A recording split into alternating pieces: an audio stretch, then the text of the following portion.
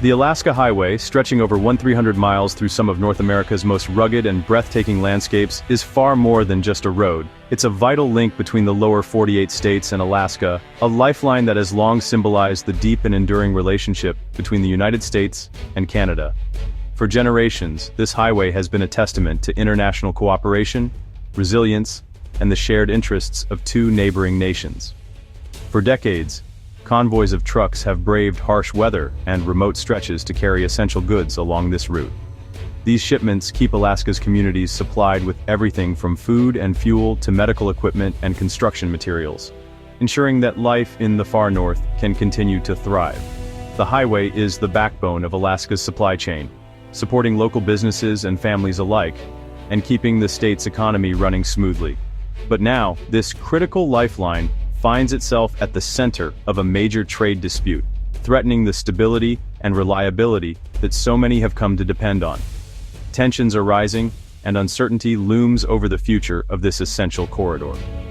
On October 4, 2025, the government of British Columbia announced plans to impose steep tolls on U.S. commercial vehicles heading to Alaska. This move, described as a direct response to aggressive American trade policies, marks a dramatic escalation in cross-border tensions. The new tolls threaten to increase costs for shippers and consumers alike, and could disrupt the steady flow of goods that Alaskans rely on.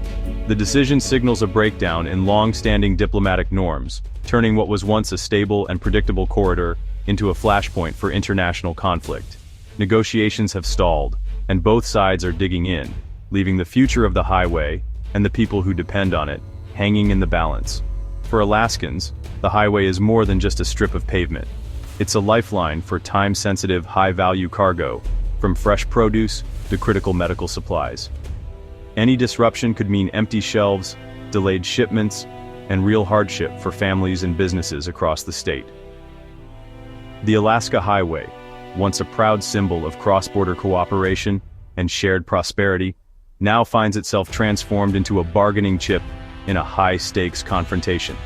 Its future, and the future of those who rely on it, hangs in the balance as both nations grapple with the consequences of their actions. The crisis began when President Trump reimposed sweeping 25% tariffs on Canadian goods in early 2025, reigniting a trade war. The tariffs, justified as protection for American industries, were seen in Canada as a hostile act against a trusted partner.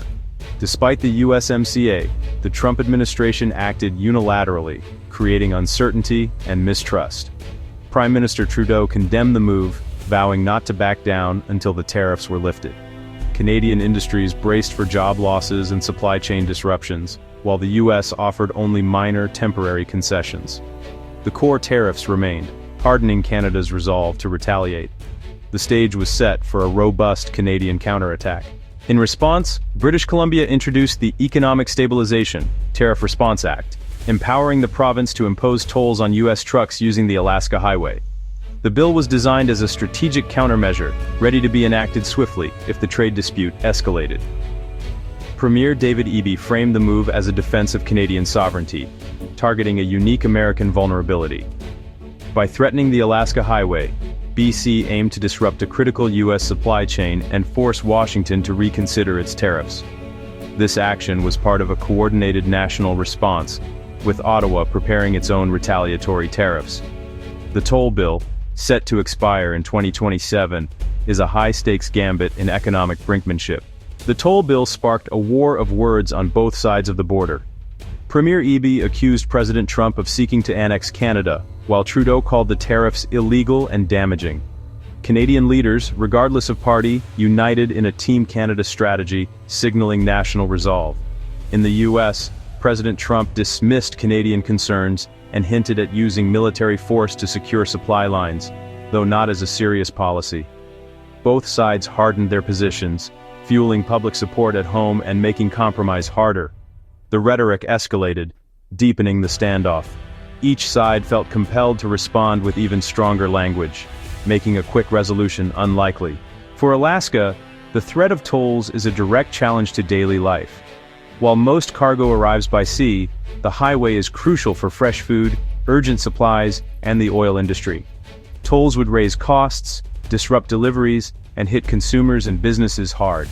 The Alaska Trucking Association warned of logistical nightmares and higher prices.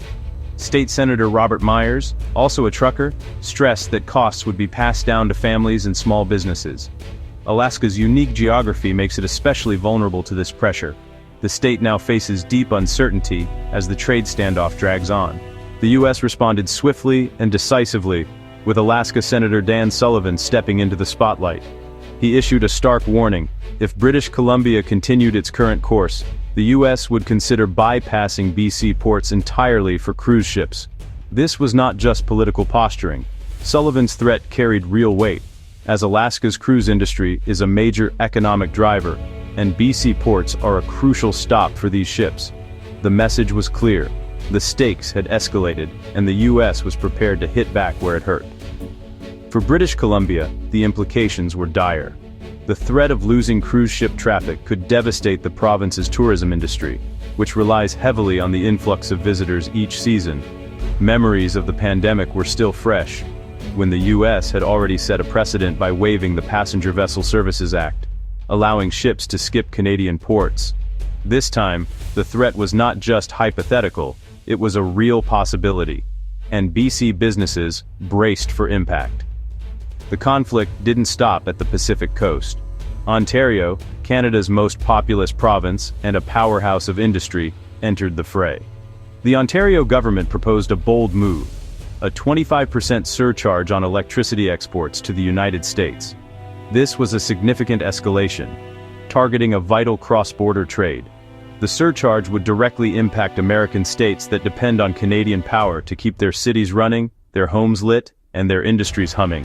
Suddenly, the energy that flowed so freely across the border became a bargaining chip in a much larger dispute. Even the Yukon, a territory often overlooked in national disputes, took a stand. The Yukon government announced it would halt all liquor purchases from U.S. companies, sending a message that even smaller regions were willing to take economic hits to defend Canadian interests. In addition, Yukon imposed new restrictions on American access to government contracts, further tightening the screws on cross-border business, and signaling that the conflict was spreading to every corner of the country. These measures, though varied in their immediate impact, sent a powerful message.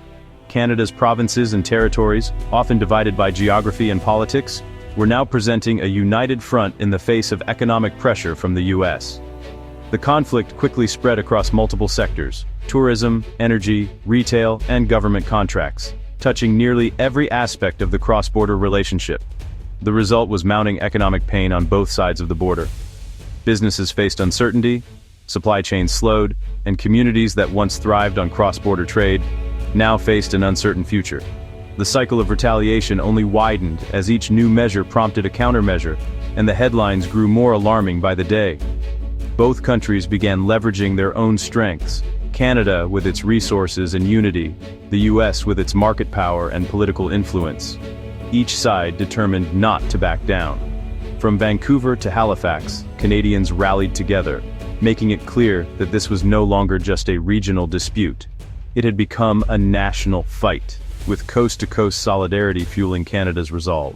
Implementing tolls on the Alaska Highway would be straightforward. With only a few routes connecting the lower 48 to Alaska, enforcement would rely on existing weigh stations and inspection points. Trucks would pay at these stops or be denied entry, making the toll unavoidable.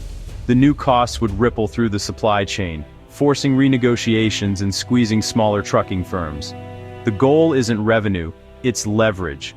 By making the route costly and unreliable, BC hopes to pressure American businesses to push for a change in U.S. trade policy. A simple toll becomes a powerful tool of economic pressure. As of October 4, 2025, the U.S.-Canada relationship stands at a crossroads. Decades of close cooperation and shared prosperity are now being tested by a series of escalating disputes. What was once a model of international friendship is now facing one of its most challenging moments in recent memory. The best hope for both nations is a return to the negotiating table, where cooler heads can prevail. Leaders on both sides must recognize the urgent need to step back from the brink, set aside political posturing, and focus on finding common ground. Only through open dialogue and compromise can the two countries begin to repair the trust that has been eroded. If negotiations fail, the consequences could be severe. The tit-for-tat measures already underway, tolls imposed on commercial vehicles, cruise ship regulations suspended, and new retaliatory policies devised, could spiral out of control. Each new move risks deepening the divide and making reconciliation even harder. A prolonged trade war would do more than just disrupt the flow of goods. It would fracture critical supply chains, chill cross-border investment, and create uncertainty for businesses that rely on stable relations. Everyday life would be affected, from the availability of products on store shelves to the security of jobs in key industries. Consumers would face higher prices and fewer choices, while business owners and workers on both sides would struggle with the fallout. The economic pain would be felt in communities large and small, urban and rural, as the ripple effects spread far beyond the border. But the damage would not be limited to economics alone. Years of partnership and mutual respect could be undone, eroding the trust that has underpinned North American stability. The weakening of this alliance would have consequences for security, diplomacy, and the broader global order. The Alaska Highway standoff is a stark reminder of how even the closest alliances can be tested by unforeseen challenges. It highlights the fragility of international relationships and the importance of constant effort to maintain them. Now, both countries face a pivotal choice: to rebuild cooperation through renewed dialogue and shared purpose, or to risk lasting harm by allowing divisions to deepen.